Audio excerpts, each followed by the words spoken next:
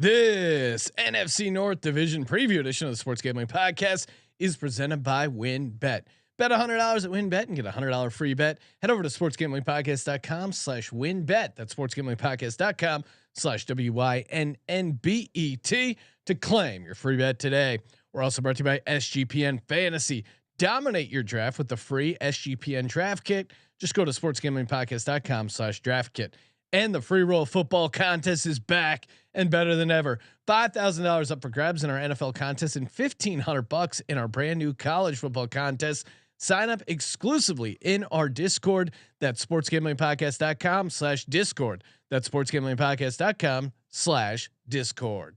Hey everybody, Jim McMahon here, and you're listening to SGPN. Let it ride.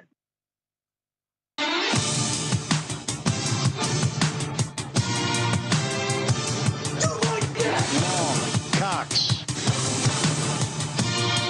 He's one of those guys who will get penetration.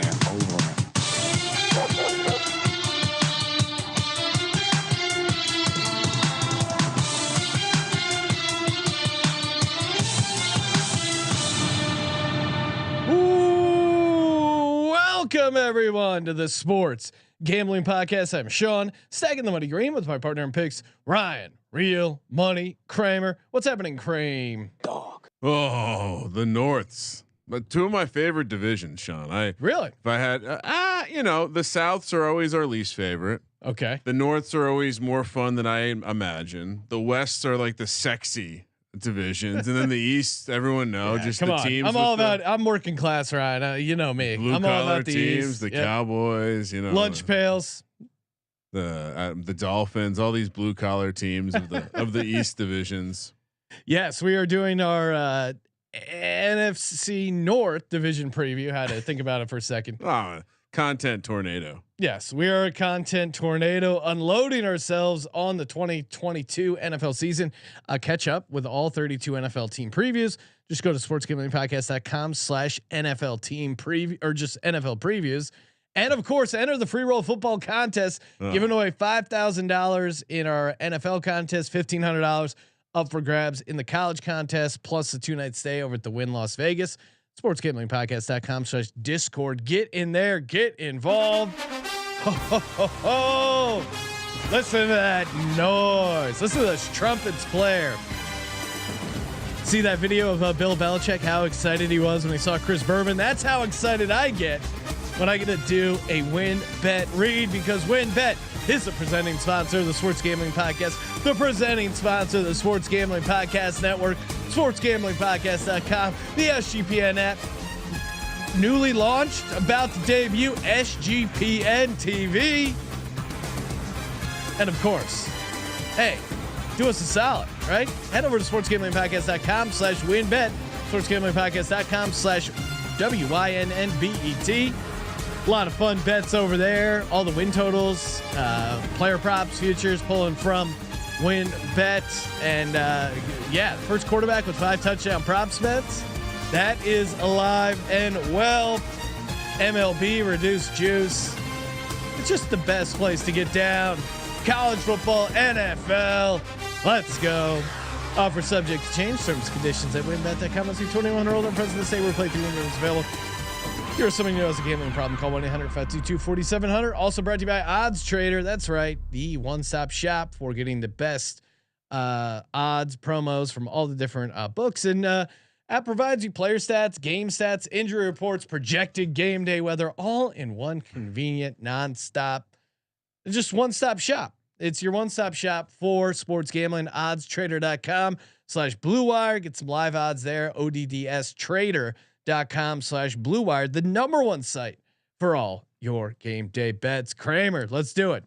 So we're going back over the win totals, throwing out some player futures, team futures, and just kind of anything we may have missed in the individual team previews. All right. Yes. And if we missed anything in these, of course, we'll have our final predictions episode. Yeah. Where stop asking me who's going to win the Super Bowl. I'll Thursday. tell you then. Yeah, it will be on a Friday, I think. Friday. Just say Friday. No, Thursday. What do you mean Thursday? Well, we're doing it Thursday. We're doing it Friday.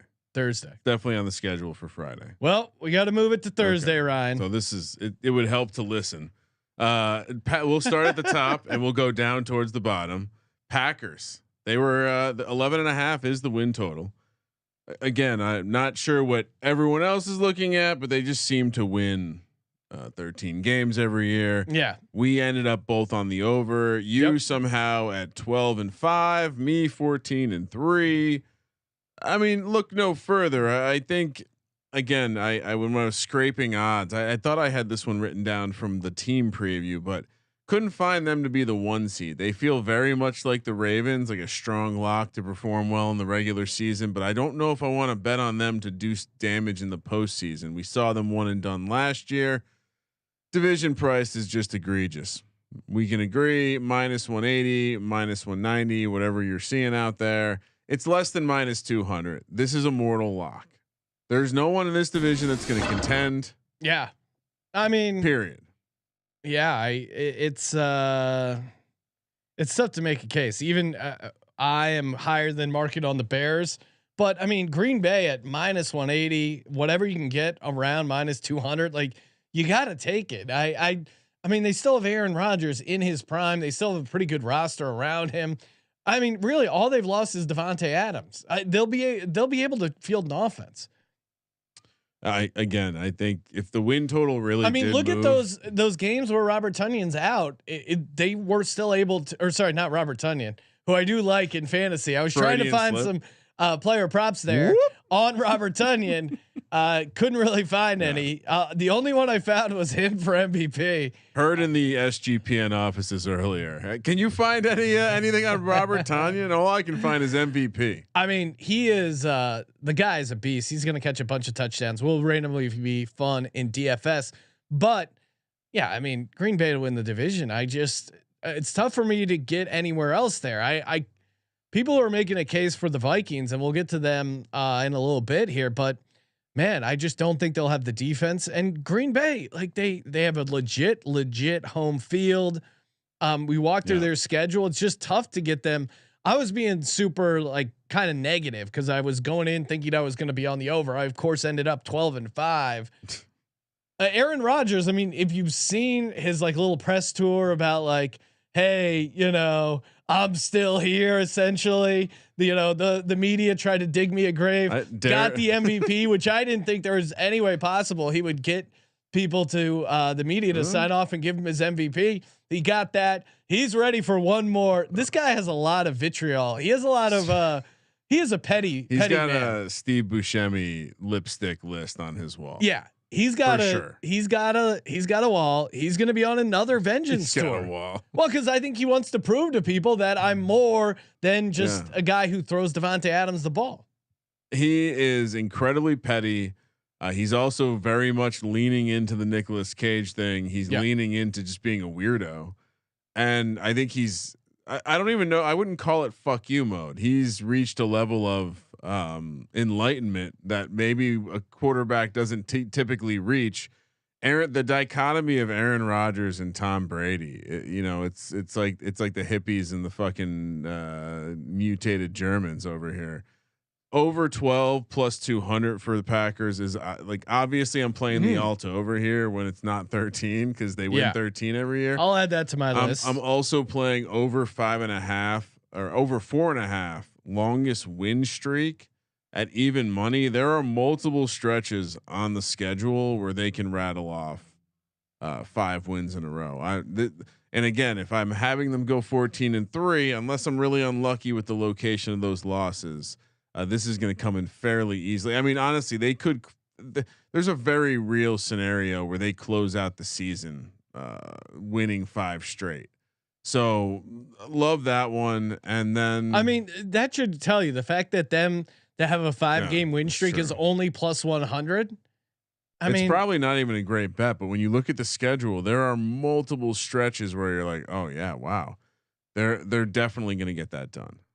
Yeah. No, I mean, I think of it more as just, they're showing you that Aaron Rodgers is fucking pissed. He ate some fucking ayahuasca. He ate some rotten cactus to talk to a lizard in order to get better at football.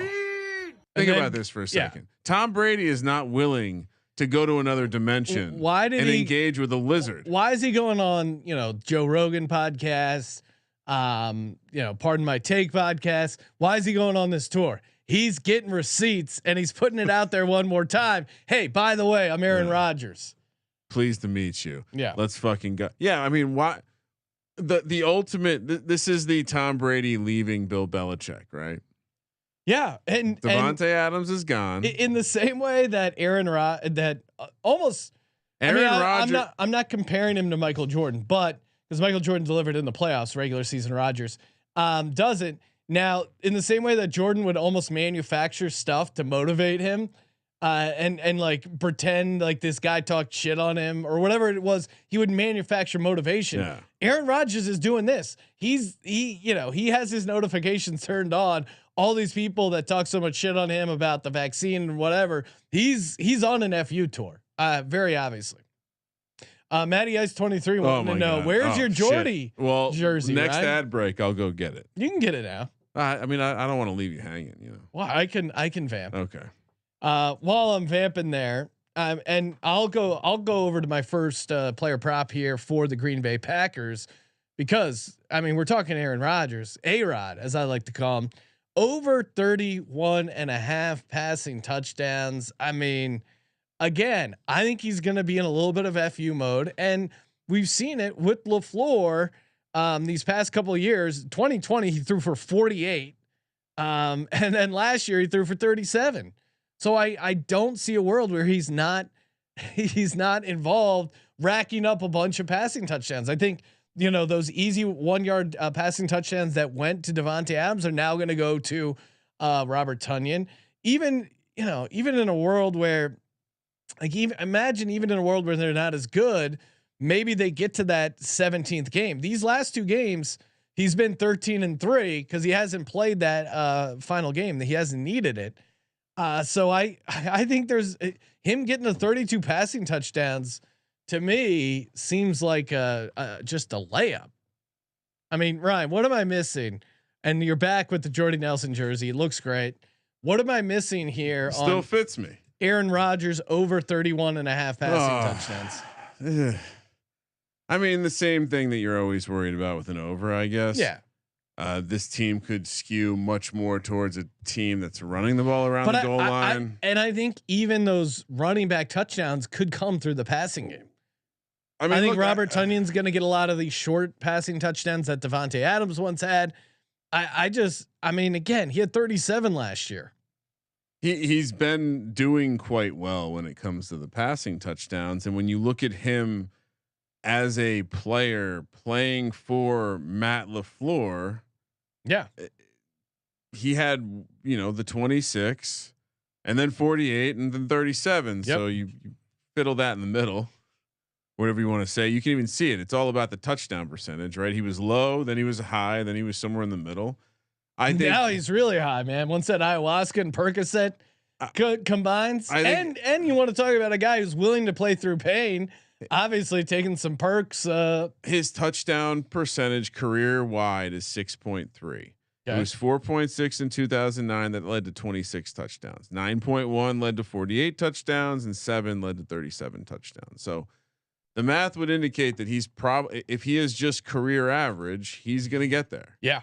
And so on a team where he's going to have a very, very strong running game, it's fair. And this is probably why his touchdown percentage is higher than his career average of the last 2 years. It would be fair to expect him to have a higher touchdown rate with his throws. Well, and he's going to get, because the play action becomes such a tool around the red zone. You the aforementioned Bobby Tonyan and his mysterious MVP ticket. You have. He's going to get 5 week 1. You have Aaron Jones running he's gonna get go 5. routes. He's going to get 5 week 1. We're going to cash this one. I'm with you. I think there's plenty of reason to take the over here, and some of it is just complete out of the spreadsheet and into the fact that this guy is fucking motivated. Again, he ate rotten ayahuasca is like a horrible. It's like getting shot up with the vaccine. You're gonna feel like shit for 24 hours. at maybe 48 hours, and you're hanging out with a dude you just met. Like there's nothing about it sounds good. It's hot. It's humid. There's bugs. I personally want my interstellar dimensional travel, whatever you want to call it, to not be in a hot, humid place with bugs that can literally kill you. Safe room in Las Vegas. Yeah, that's some nice air conditioning. Sounds way better. I actually am gonna hop to another over. Oh, I saw this is nice. I could talk. The number just is it. AJ Dillon's rushing total is 5.5. That is it seems low for the guy that is going to get the goal line carries and is almost certainly on an offense that's going to score a lot.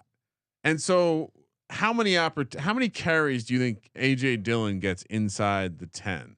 You know, it's just here's the thing though. Aaron Jones, who I love for fantasy, he actually gets some of that inside the 10 work. Would be my only concern. Well, I think he has, but I don't know if he does this year because they're going to be using him out. I think they're going to be using him out wide. And so again, I think last year when you look at carries inside let's make this inside the 10. I mean, he had 5 last year in 17 games. So if you're projecting him to get 6, obviously that's pretty reasonable. AJ Dillon had 21 carries inside the 10-yard line last year. That led to 5 touchdowns. Yep. Again, we just need a tiny bit of increased workload, which it sounds like the team's going to rely on him more. Because again, Aaron Jones and AJ Dillon are going to be on the field together. You can see it right now, Sean. We're at the goal line. They're in the backfield together. AJ Dillon in motion out wide, puts a linebacker in a horrible spot, and AJ Dillon stays inside, and they jam it down the throat based on what the defense does. Yeah. So Aaron Jones had 15 carries for 4 touchdowns inside the 10. For a frame of reference. Yes. Yeah. I mean so he did that with Aaron Jones getting all that work. So. No, I know. And him getting, you're helping me a little bit. No, I wasn't trying to dissuade you. I was just saying, I in my head, I remembered, Aaron Jones getting some inside the 10 work. And I was trying to look up what it was. So, but I do think I think they're going to look a little different this year too. Yeah. I still like the Rodgers passing touchdowns. Yeah, I'm fine with that. All right, Vikings. Yep. We got everything Packers out of the way. Yeah, I mean, any value in the like big futures? It's the 1 seed or bust, right? Like we don't want to take them to win the championship. We want them to win the regular season. Yeah, I mean, conference at 475. You got to win playoff games. I just haven't seen it out of this team. And it's tough to project, maybe this is where he ends up, but yeah, I don't know. I'm not taking any big futures for him. If you can find Packers to be the 1 seed, I might consider it based on what the. What do you think are. the price would be on that? I mean, it's probably similar to the conference. So what are their conference odds? 475. Yeah. It's probably like them to be the 1 seed is probably like 300 or something. Yeah. It's probably not worth it. Vikings. Projected second team in the division, win total 9. Again, I wouldn't say we were low on them at 8 and 9 each, both skewing towards the under, but we definitely weren't high on them. Yeah. And I think the conversation for us was the boomer take of Mike Zimmer might actually get something out of his players through coaching. Yeah, I think they're a weird team to predict because I do think their offense, especially in fantasy, could be interesting because I think they're going to do a lot more stuff, just to be more innovative on offense, take advantage of all the talent they have.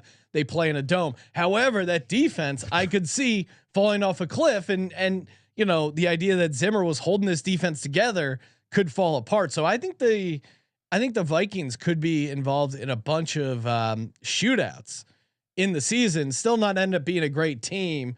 Almost. I mean, what was it? 2019, where Jameis Winston had and some of that was self-created with Jameis Winston, where he led the league in passing yards, 30-30 club, baby, and also threw a bunch of pick sixes. So that's a great example. Similar without the interception, without the pick sixes. But a world where they're always playing from behind, they're always playing catch up. That's why they're interesting fantasy because they're going to be, you got Justin Jefferson, Thielen maybe has a little bit left in the tank, and Osborne, Dalvin Cook. Yeah. Irv Smith finally like post. What do we think about guy. Irv Smith? I know he had some like thumb surgery. He can't seem to stay healthy. He's been a guy who we've been excited about because he profiles as an athletic tight end who could stretch the field. It's the classic fantasy like darling. Probably a really good player, but has never shown it. You highlighted the reason for my first play, and that's I'm taking a team total, but a season total. The Vikings will score over 420.5 points. It's plus 110. Listen to me. What do they do? Do the math. I got to look at the previous years, but do the math. What is 420? Shout out to 420. Oh, this is why you picked it. This is exactly why I picked it. 420.5 divided by 17 is 24.7352941.2. I gave you all those post decimal places for no good reason, but 24.7 is less than 25. Which is what they averaged last year. They averaged even more, 26.9 the year before. You could argue, as you just did, that their defense maybe took a step back. The new offense, they put up 425 last year. The new coach O'Connell, everyone's saying this is a pass first offense. They could be moving the ball more. Yeah. So to your point, more shootouts, more overs. I love them to get there as a team. It seems like an obvious one because anytime you think the offense could take a step forward, the defense could take a step back. This team's going to be involved in some high scoring games. We've done a lot with the best ball, them playing the Packers in week 17, all sorts of fun. And week 1 stack. They're kind of a fun team to play in best ball because you start your best ball off good, and then maybe if you're around in week 17, it's a week 1 DFS lineup. It's a week 17 DFS lineup, and try to kind of correlate it to the over on the points. Give me Kirk Cousins to have the most passing yards. Yep. I know you like this one too. In that world where they're going up and down, as you pointed out with Jameis, there's a world where if they truly aren't this team that's running the rock, if they're getting rid of Alex Madison, like we're hearing the rumblings, they might try to trade him. That tells me that they're maybe going to not rely so much on the running game as they have in the past. And that makes sense too with Zimmer leaving, right? He played slower. Like everything makes sense here to take a stab at this one, especially in the dome. Cousins, absolute stud in the regular season, only has a couple preseason or primetime games to fuck up.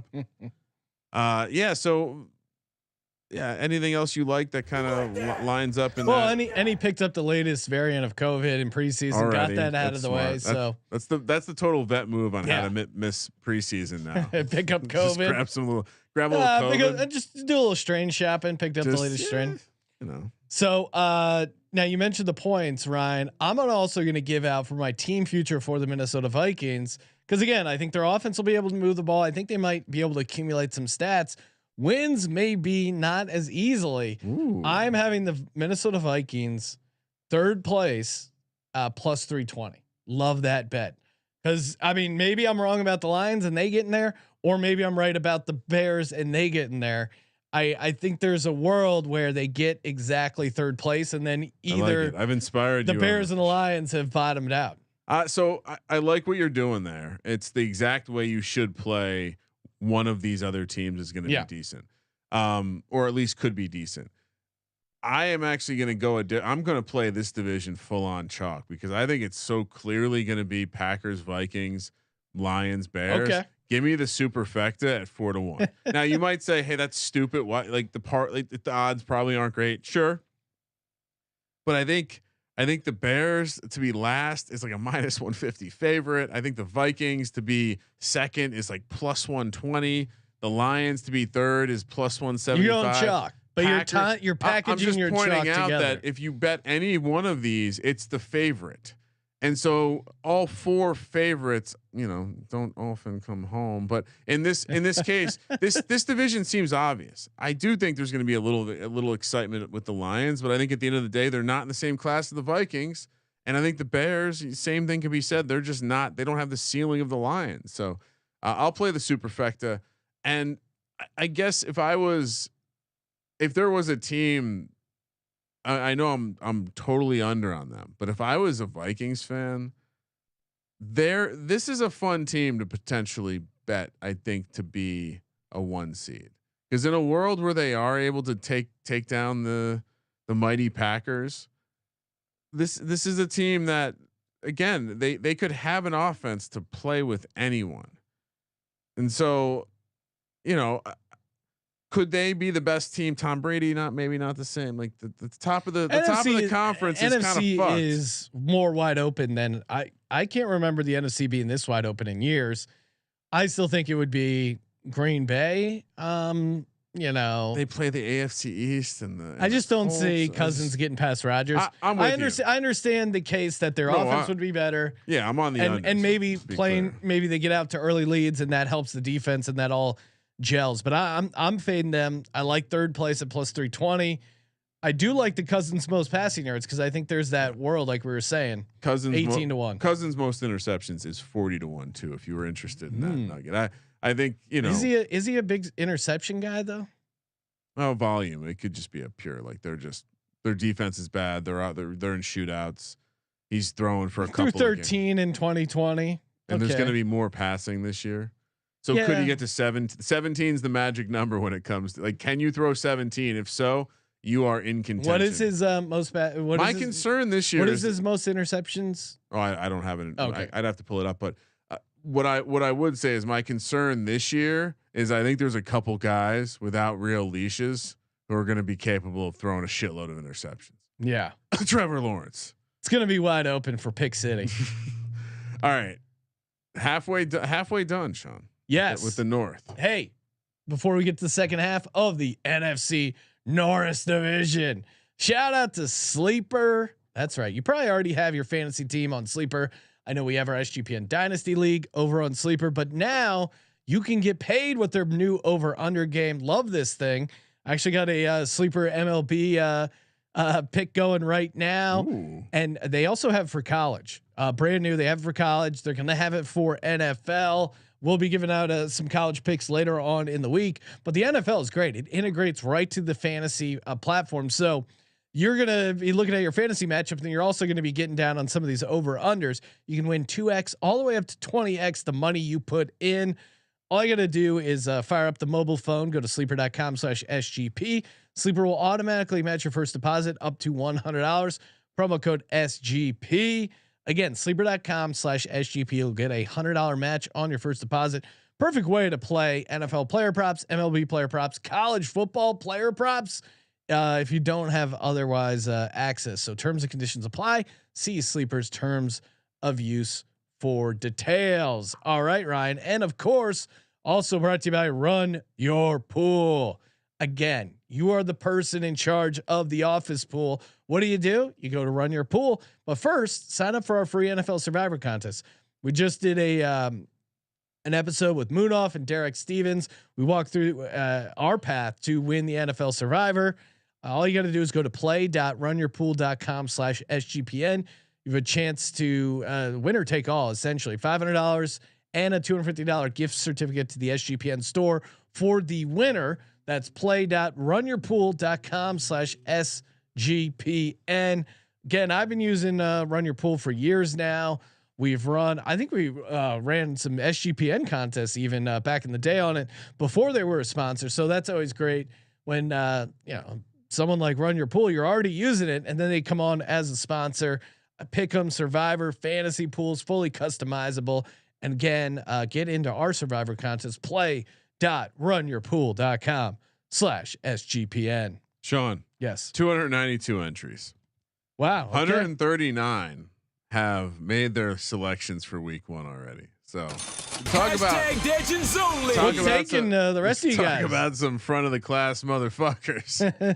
What are you guys? What's sitting up front to hear better? Oh, I mean, but that's a great move because I know if I was entering a free Survivor contest, I have to have like a checklist. Come on, Sean. Almost like a pilot taking off, where it's you're checking like every single valve. That's me on NFL game day, just making sure everything's locked in. I need like a laminated card to walk around. All right, we have to put out because I already have this in my notes ready for this year, and it's like checklist. It starts with pick'ems. All my pick'em contests. Circa. Yes. Boom, boom, boom, Free boom, roll football and contest. then free roll football, and then it goes Survivor. All my Survivor contests, and then it goes boom fantasy. Have I set lineups? Boom, boom, boom.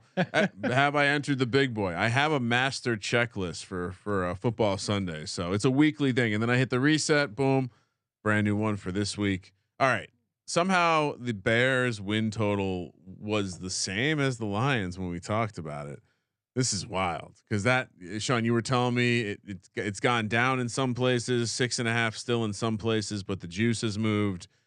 I was very sour on them. 3-14 on you the and under. the entire betting public, Ryan. Again, I was in this case. Bear down. In this case, I'm we'll just call myself a pioneer.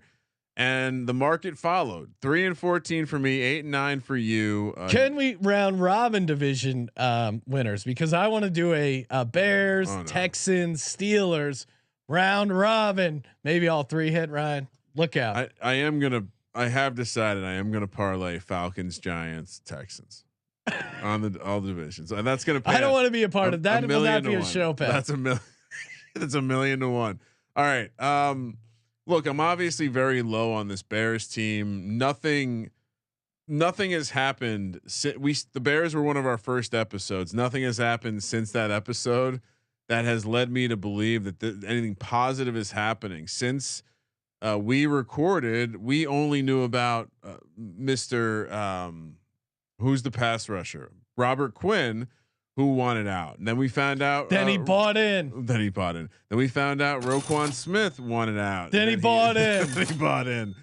It feels a lot like some dudes are going to be punching a clock to get through this season to get on to the next season, and maybe get the fuck out of town. Completely disagree. I mean, I heard the positive stuff about the coach, but the actions speak louder than the words. And then last thing I'll say.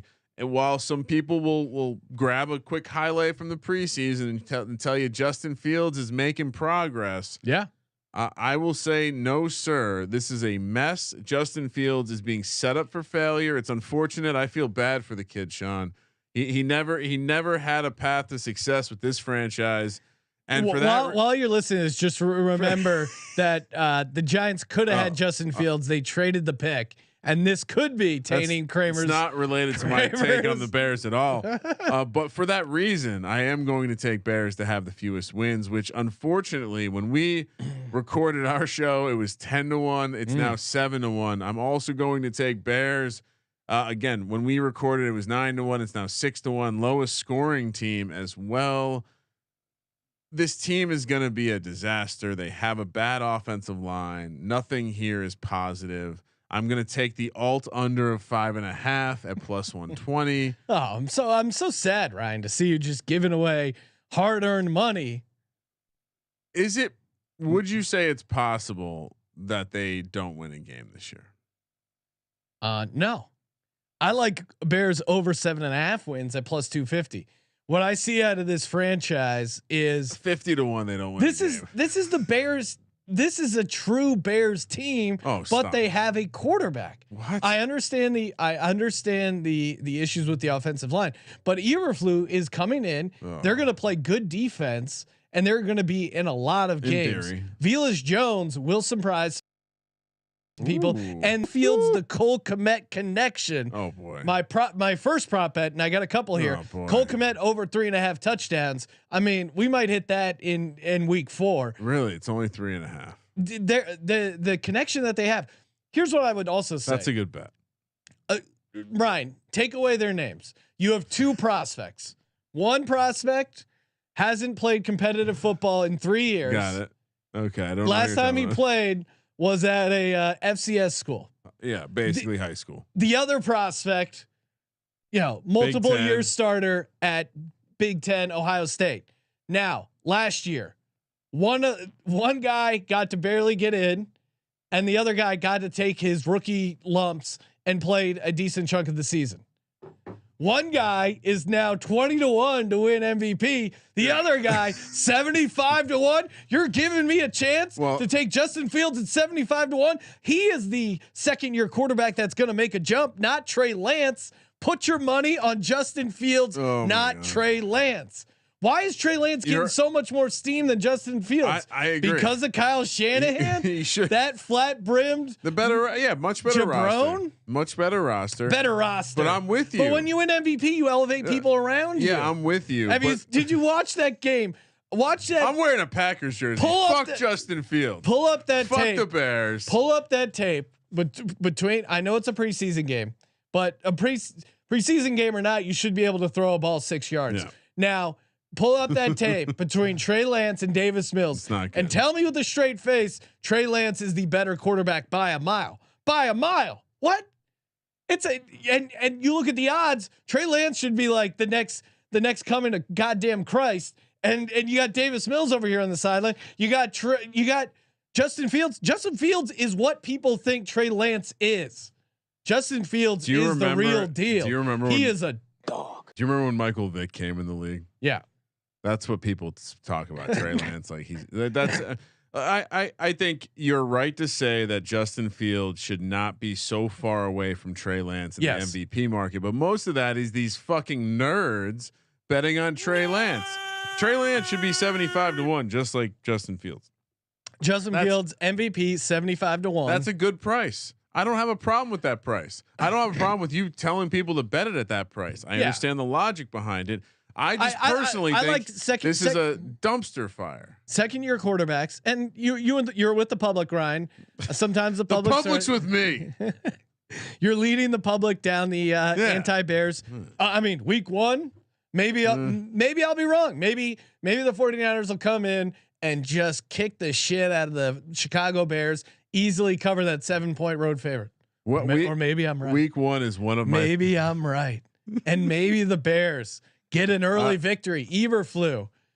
I mean, Ryan. I got that down as one of my 3 wins. You're a 7-point road favorite, and you just gave your backup quarterback Jimmy G. You let him back into the locker room. They took the motherfucker's playbook away, and now they go, "Oh, you know what? We saw Trey Lance against the Texans. Hey, why don't we'll re-sign you? We'll restructure the contract. No hard feelings. Oh, here's the playbook. Yeah, you're practicing with us now. We're good, right? I mean, come on." He's the ex you kick out, and then the new girl gives you herpes, and you're like, "Hey, your keys still work. You can come by. We'll talk it out. We'll go to therapy." That sounded deeply personal. I would estimate that the Bears get one of their 3 wins. Week 1 against the Niners. I love that spot. We're gonna be on the money line. It's gonna be fun. We're gonna be out in Vegas. Trey Lance is gonna be fucking horrible. The both situations dumpster fire. It's going to be a gross game, and I can't wait to see the fantasy community try to be excited about both their performances. I'm going to need to build another DFS. Give me Justin Fields under 34.50 and a half. Ryan. I like Velus Jones, but Justin Fields isn't getting the 3,500 passing yards this year. That he just isn't.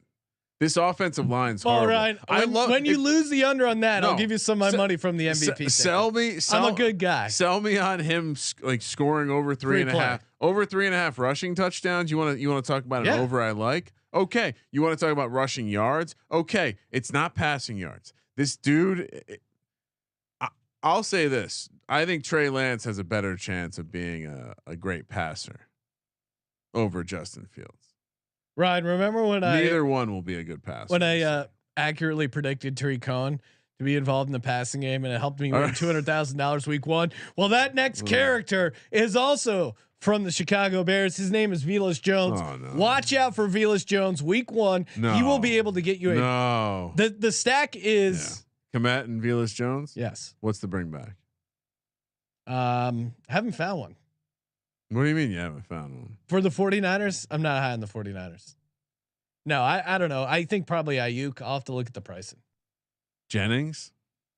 Oh, I like Juwan Jennings. He's actually welcome. like that guy. You're welcome. That might be too much galaxy brain. You need one galaxy brain, and it's probably Velus Jones. Yeah. All right. So anything else we want to add to the Bears?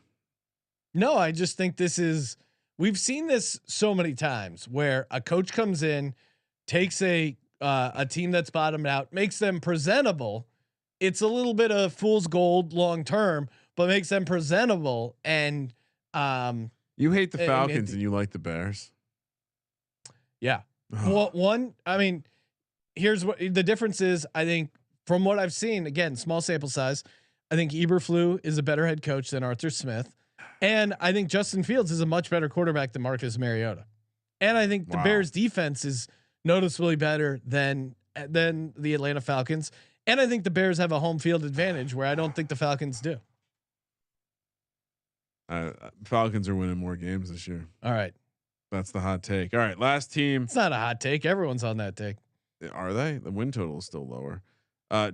Detroit, the Lions. Lions suck. Let's also 6.5.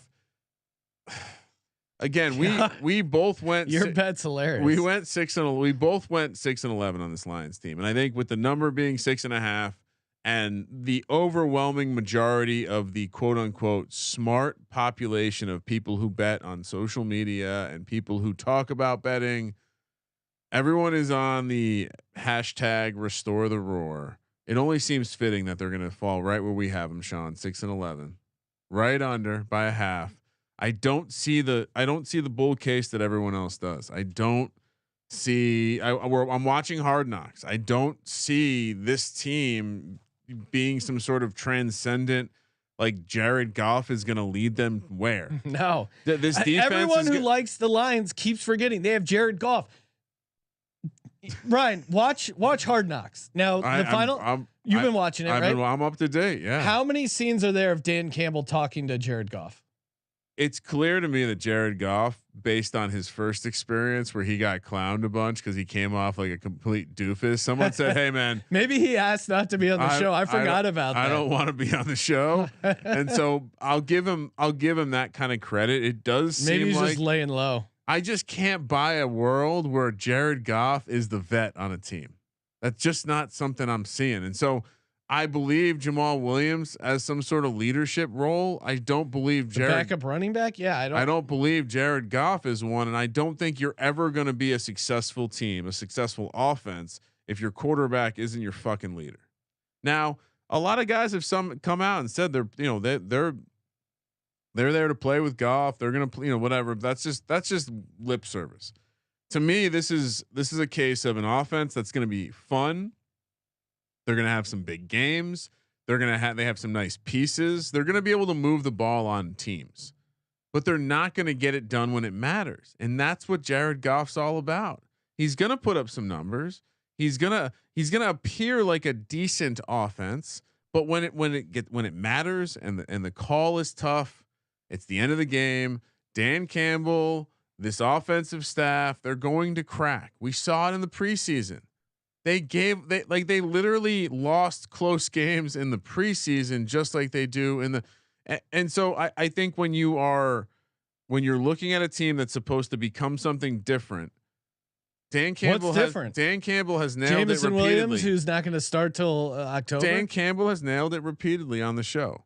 They are a loser franchise, and they have not gotten rid of that loserdom. And so I'm going to go extremely precise here.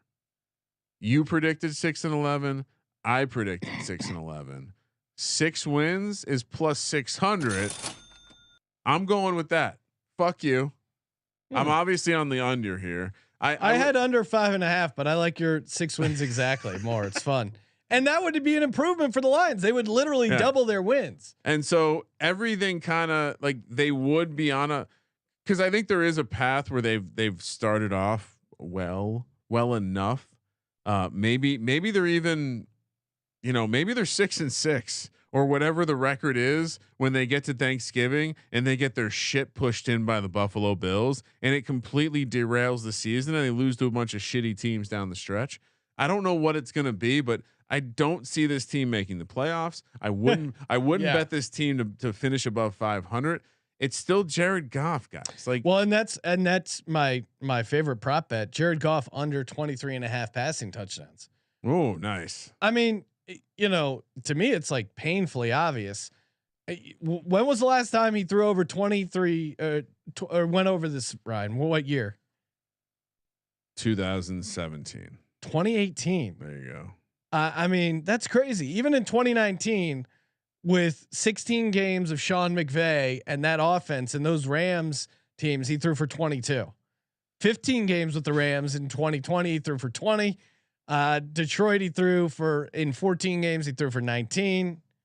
I just don't see it, man. I don't see. To me, yeah, I don't mind this one. I don't mind this one. I mean, I think the argument against it would be, okay, their defense could still be bad and they have some weapons. So maybe they do just score a lot of garbage points and you get burnt by the fact that they're constantly down 21 points and they're constantly slinging the rock around and they're getting some easier touchdowns. But to your point, it seems pretty obvious. Now I'm going to I would flip it to the other side and look more on the negative. Like, hey, Jared Goff's going to have a lot of fucking opportunities to throw interceptions. I watched those backups. They suck.